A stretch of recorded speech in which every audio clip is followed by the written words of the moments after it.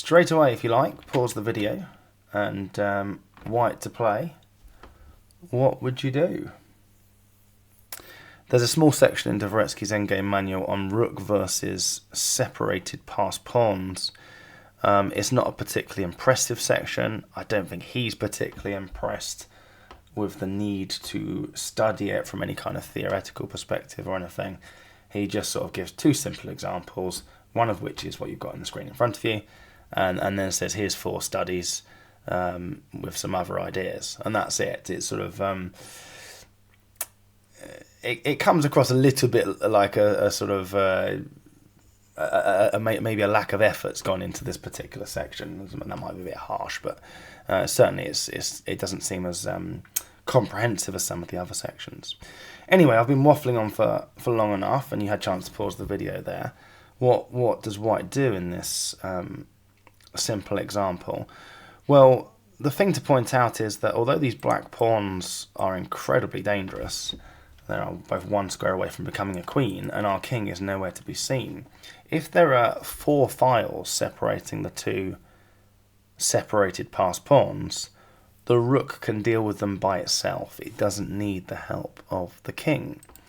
But you do need to play the right moves, and at the moment black is threatening king f2, which would win the game. So you have to switch. You have to go and attack the b pawn. At any stage, if black comes to the second rank, whether it's king f2 now or king h2 in a minute, we can play rook takes b2. It doesn't help black to come to the second rank, because rook takes b2 is either going to arrive with check or a pin, and then you play rook takes g2. Obviously, we can't play rook takes b2 at the moment because g1 equals queen, and then we're suddenly defending queen versus rook, which theoretically is a loss, of course. So what can black do? Well, all they can really do is shuffle back to threaten king c2. And by symmetry, we can see that this is a draw. Black's really got no choice but to sort of force the draw before the white king gets there, and it starts looking at a lost position, and it's gone. Now, it doesn't take much to see that if the black b pawn was in fact a c pawn, we've had it, because the black king is simultaneously from the e3 square threatening king d2 and king f2. So this switch doesn't help. You've just done nothing really. That's just you might as well grab the chessboard and turn it around. It's ignoring the a file. It's the same position basically. So yeah, if there are 3 files separating and our king's not close, we have had it. So taking that knowledge into this position, it's white to play. This is a study by Reti. Reti's back again, another study by Reti. 1929 he came up with this one. Pause the video and decide what would you do as white. It's not looking good. I mean, I know this video is called Separated Passed Pawns, and you might be thinking, well, they don't look very separated. That looks like a connected pair of passed pawns. And we know, for example, if they reach the 6th rank, black doesn't need his b pawn. Black's won that. Okay. Similarly, because they haven't reached the 6th rank, if black didn't have a b pawn, then this is a win for white. We just attack one of those pawns and bring the rook down to the 4th rank, and it would be a win for white. But the problem is that black does have a b pawn, and this is actually a very hard position for white to try and draw. It's pointless bringing the king in, because the king's not going to be able to the king's not going to be able to help with the 2 connected pawns on this side of the board, and if they reach the 6th rank, we're dead. So we've got to play the rook behind one of those 2 pawns and come down and win one of those 2 pawns in exactly the same way you would win one of those 2 pawns in just rook versus 2 connected pawns with both kings miles away. And at that point, black's going to push the b pawn, and that's when it's become rook versus separated pawns. So you've really just got to work out which pair of separated pawns do you want black to be left with, bearing in mind the opening position of this video. So that's what this study's all about, really. It's just a test of that. So if we play, for example, rook f8, f3, rook f4, if black didn't have the b pawn, white would actually now be winning that position, because we are going to be winning both of those pawns. I suppose we could get king to e5. I'd need to check that actually. I might have just said something that's not quite true there, but well, ignoring that, I mean that the black has got the b pawn.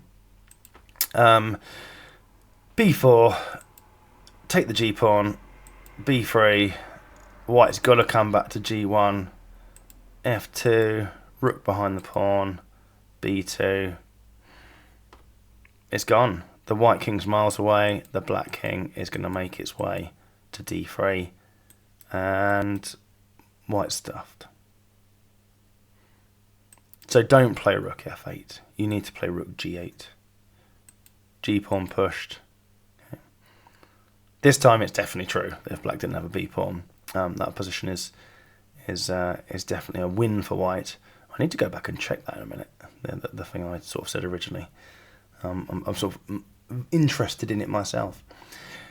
So yeah, black has to push the b-pawn. We take, and I mean, black's got a choice here really. They can either play g2, in which case we come behind the g-pawn, takes, and that's clearly a draw. There's no point. I mean, what you might be thinking, white's got winning ambitions here. Just no chance, absolutely no chance that we're going to get anywhere close with our king that's obviously been stuck on h8 deliberately by Reti to effectively be out the game.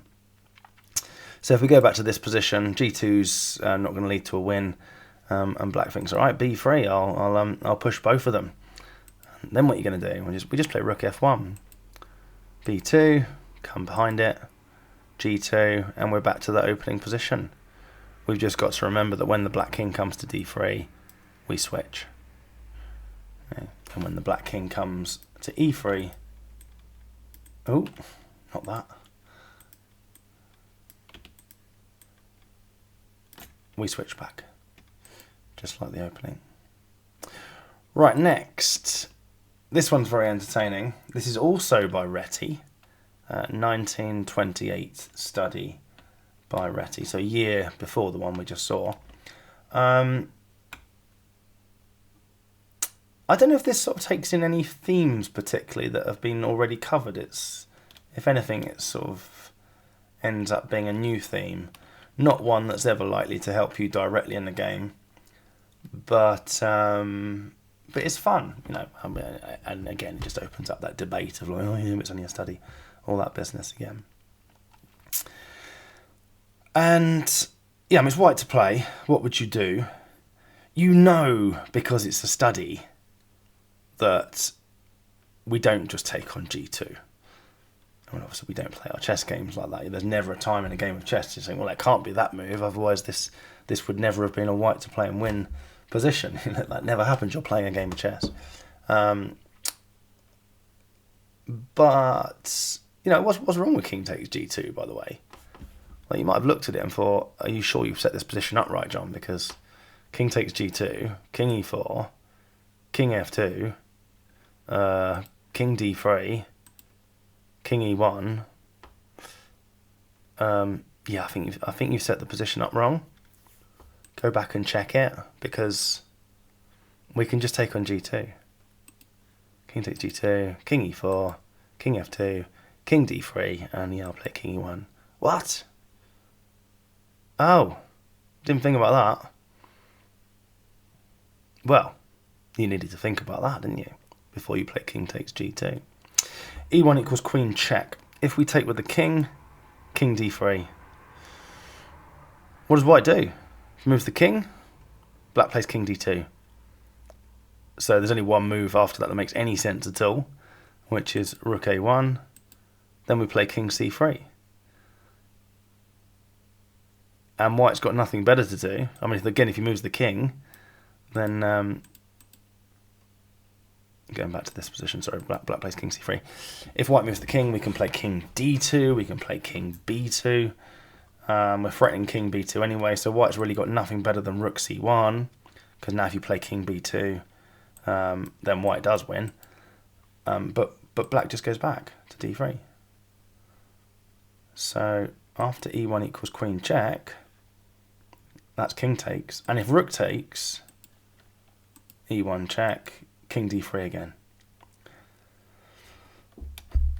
And there's basically nothing stopping king d2 on the next move. So it's just going to be a draw. So you can't play king takes g2 because of that clever e1 equals queen check move followed by king d3. So you have to play king f2. Rather than winning the g pawn, we're going to win the e pawn. But it's nowhere near over, because what black will now do is move their king towards the pawn that's being hit by the rook. And, you know, when I've been through this study with people, they now do try a lot of different moves here. And they sort of have trouble, to be honest, finding the win from here. So, for example, if king d2, that seems like a fairly natural move to play. Black just then brings their king back to e4. And we're threatening this with a sort of symmetry of the similar sort of stuff we've just seen. So there's no point bringing the king over. If white plays rook a1, okay, hoping for king c3, I suppose, black again just brings the king back to e4. And what do? You play rook g1, then black plays king f4. Black just always keeps moving their king towards the pawn that's being hit by the rook. And again, if king f2, you just go that and you're threatening to come in here. So we go back to here. You know, it's king d2, play king e4, rook a1, play king e4. And it's kind of it's a bit annoying that this king sort of gets to choose which way it goes depending on what we do. So if you think I know what we'll do, we'll control the e file, which will cut the king off on whichever side it's at. Our king can go and sort out one of the pawns, and the rook's completely controlling the other. And because our rook's controlling the first rank, you know, there's never going to be anything for black because we've got everything controlled in the first rank. So just play rook e1. But again, black plays king e4. And then whichever way our king moves, it goes in the other way. You're like, argh! You kind of want that position, but with black to move. So the winning move is rook g1. If king e4, then rook e1. It's so simple once you see it, because then black's got to play a king move, obviously. And whichever way they go, the king follows. The king's having the c pawn, the rook's having the g pawn. It really is as simple as that. And by symmetry, of course, if king f4, king f2 with the same idea. So let's go back to, instead of king e4, after rook g1, black comes in for the to try and help the c pawn promote. Then we can just play king e3, king b2, king d2, and it is just gone. What's black got other than king b3, say, and then we just take on g2 because our king's guarding the c1 square. Yeah, so really clever study, that one. King f2, opening, winning move, followed by a bit of a clever little trick to lose the move and get your rook to e1. Right, the other small example that Dvoretsky goes through is this one file separating, which of course the rook absolutely could not deal with by itself. And if the king's sort of a long way away, or I should have phrased that as if the king's not in a helpful position, that's not a helpful position. There's a reason I rephrased my sentence there, which we'll get on to. It's more or less, if the king's a long way away and it's not in a helpful position, then yeah, white's just in trouble here. These two pawns are just too powerful. They cannot be stopped by the rook. It's actually black to play in this position. It's black to play and win. And you'll notice that, like, well, if it's black to play, I don't know if it's to win or to draw or anything really, but I only have one legal move, which is c4. And the white king sort of desperately tries to get over. In fact, let's just look at what happens if white attacks the c pawn straight away. Black can just push it. c3, rook takes c3, king b2. We're going to be defending queen versus rook. So after c4, it's better for white to bring the king over. Black pushes the c pawn again. Now what about rook c8? Well, king b2. And it's just impossible to defend this. And this king, like I say, is just not in a helpful position. Rook b8, king c2, king b3, king c4, rook a8, but now we can play c2. Rook c8 check, and we don't even need to defend our c-pawn. We can just come up the board for the rook, and we're going to be defending queen versus rook. The other thing white could try instead of rook c8 is just to bring the king in, king e4, but it's just too far away. c2, then rook c8, king b2. The white king is still not in a helpful position. And, I mean, black can still come up the board, by the way, with king b4, but you can also, now the white king's on e4, play king d2 and hide from those checks in a minute. It's just completely over. So this is a study from 1949 where you can see that white has similar problems. White to play. Can you find any way at all to save this position? Because again, this king is just miles away. It's just miles away. So it's not going to be able to get back and help out. As a clue, about 2-3 minutes ago in the video, I said king is miles away, and I quickly changed my sentence to the king's not in a helpful place. And you might be thinking that clue hasn't helped me at all. That sounds like cryptic nonsense to me, John. Just shut up, let me pause the video, and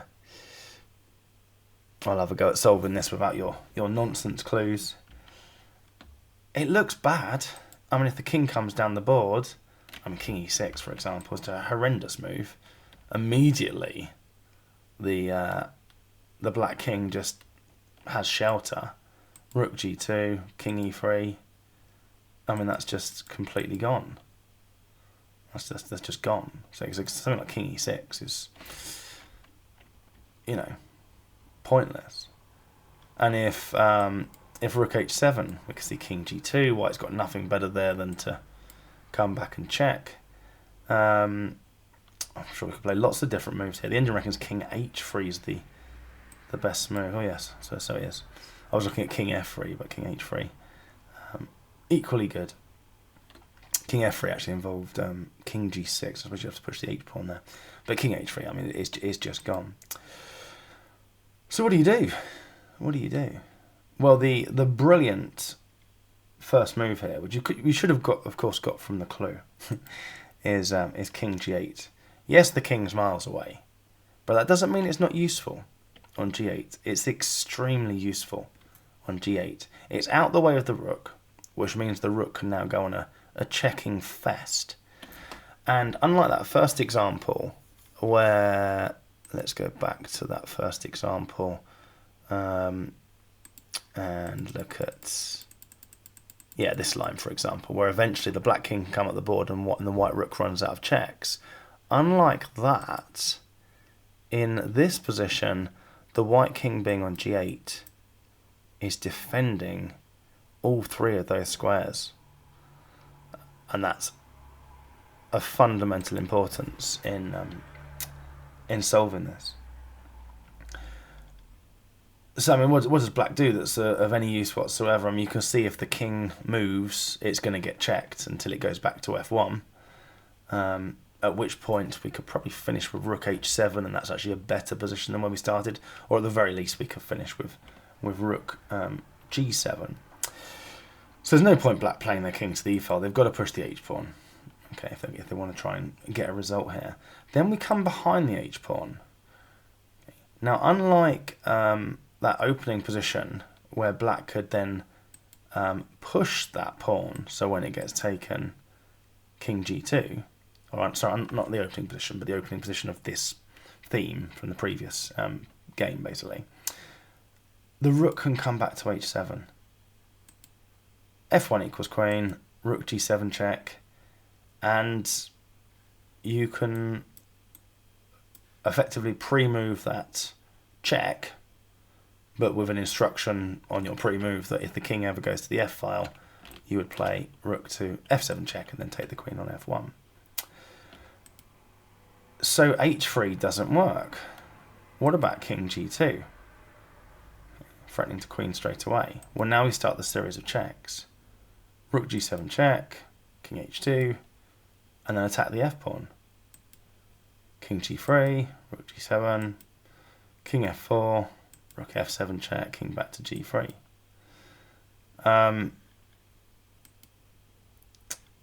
Yeah, it really is extremely impressive. There's just nothing that black can do against this. h4, we attack the h4. There's just nothing that black can do. It is going to end probably like this. We'd have to agree a draw there. Right, last one then. Similar sort of thing. This time we haven't got the white king on b8. But the white king's kind of a bit closer. White to play. Try and save this horrible looking position. Pause the video and have a go at it. So yeah, this one's a very, very difficult study and clever. I sort of enjoyed this one. I don't think I fully got it. I did sort of eventually work out the first move, but I don't think I fully got every single necessary tactic later on in the position. I mean, we should immediately just discard rook takes a3. That's just pointless. And we can see again that we're in trouble. We need to, we saw the first position where the white king was miles away, and the rook can't stop those two pawns. And then we saw another position where the king was effectively on b8, and that was enough to make white hold that position. This time the king's a bit closer, but is it close enough? So king e3, for example, is that king going to be close enough? And when you look at it, it looks pretty good.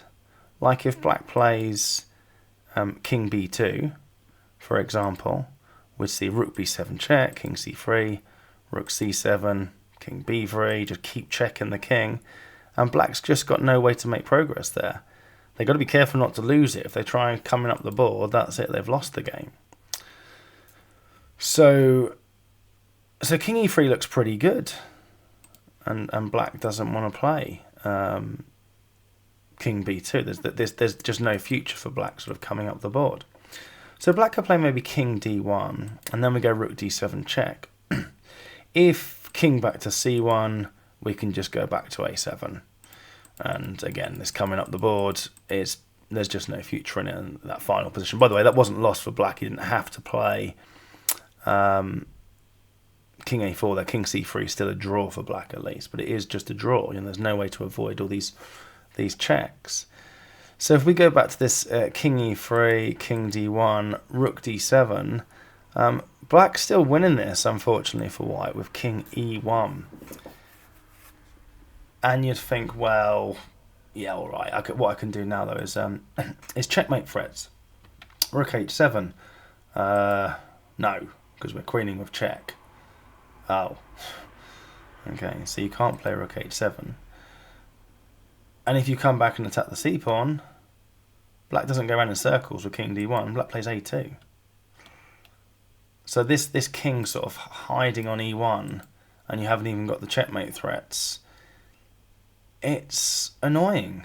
King e3 doesn't work because black plays king d1 followed by king e1, and we'd probably end with the game here, something like that. So what do you do? Because that checkmating threat thing was quite good. It was good to sort of get the king closer, and if black goes that way, then we can eventually use like the checkmate threat. But we couldn't because c1 equals queen arrive with check. And then it sort of dawns on you, it's like, well, the checkmate threat thing would work if we didn't put our king on a checkable square. King f3. Okay, so now if the black king comes in, check. I'll go back to king c3 in a minute, but this idea now works. Rook e7 check. Black either has to go that way again. I think I'm doing my arrows the right way, back towards the d file basically. Or if they try and get shelter, this time the checkmate threats work. King g1, rook g7. We either check all day on the g and the h file, or we go back here. So this time that works. Okay, king f3. Black trying to get shelter over on f1 doesn't work. But the thing is like, yeah, all right, but king e3 was a bit closer to the action. This is a bit further away from the action. So it doesn't actually matter, by the way, whether black plays king b2, rook b7 check. We're either going to go around in circles, or eventually black will have to pop up on the c3 square. Rook c7 check, king b3, and now white's got two drawing moves, and I won't give either of them actually just yet. So that was king b2, just coming out straight away, but black can also come out this way. King d2, rook d7 check, and rather than go to e1 and we're going to go around in circles, all the stuff where the black king doesn't really get shelter on f1, king to c3, rook c7 check, black holds on to the c pawn, and king e2, or e3. King e3 also worked, by the way, as well. If you carry on with the checks, rook b7 check, you have actually now lost. Okay, king a4, rook c7, a2. And this king was, I mean, last time we were able to play king e2 after king a4. So that's kind of a problem, in that the white king's just a little bit further away there on f3. But you bring your king in. Black's like, all right, stop that. And it's almost worth pausing the video again. What on earth do you do here? It's like, one of these pawns is going to queen. This king's just too far away. Or is it too far away? King d3. Brilliant. Because if that a pawn queens, we go check, check, take the queen, take the pawn, draw. So black can't queen that pawn, or knight that pawn, or rook that pawn, or whatever. Because the engine knows that this is a draw, by the way. The engine's best move here is to play c1 equals knight check, which obviously is a ridiculous move. Black should try and win this with king b4. That's looking pretty bad. What do we do there? That's looking very bad. Help. Well, we've got rook b7 check. If the black king steps to a5, we can go rook a7 check, king b6, and then we can just take on c2, which is a very, very clever end to the position. Or if black plays king c5, we still play rook a7, king b6, and then take on c2. How about that for a lovely little finish? So yeah, a bit of tactics in that one as well. So yeah, that was two simple positions, 4 studies. Like I say, Dvoretsky's doesn't seem to be particularly impressed with the need to study rook versus separated pawns, other than if there's 4 files separating, then the rook deals with them without the help of the king. If it's fewer than 4 files separating, the king is needed. And then we've seen some of those positions where we had 1 file separating, where the king, that needed king, was came to our need. One example, by hanging around on g8 to guard those three squares and get out of the way for sort of a tirade of checks from its rook. And then that last one, which I thought this was a brilliant position, actually. And the king is just close enough with king f3. Yeah, I hope you all enjoyed that.